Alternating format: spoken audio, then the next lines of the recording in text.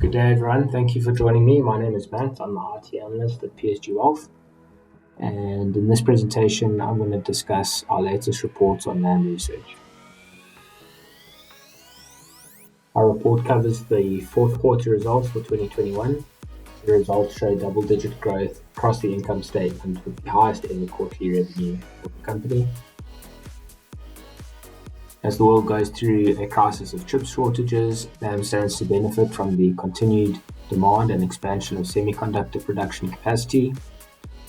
What does LAM Research do? They're involved in making and servicing equipment that services different aspects of creating semiconductors, which are mainly deposition, etching, cleaning.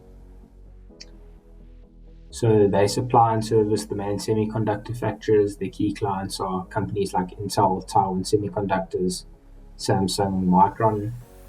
And in this report, we show our valuation for them, which shows that they're fairly priced, and that's led us to a neutral recommendation for them.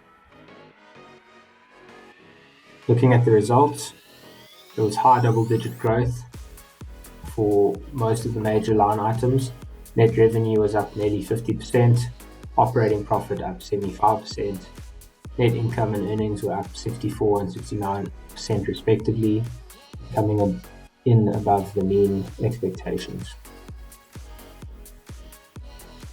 And then looking at the performance, the results were received well by the market with a positive reaction and a 2% gain. Over the long term, it has significantly outperformed the benchmark, with the 1 year performance outperforming the benchmark by nearly 50%.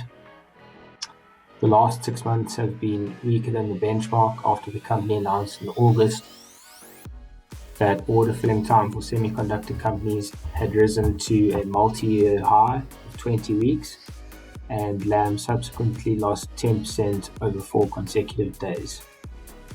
On a year-to-date basis, however, they are still 6% up over the benchmark.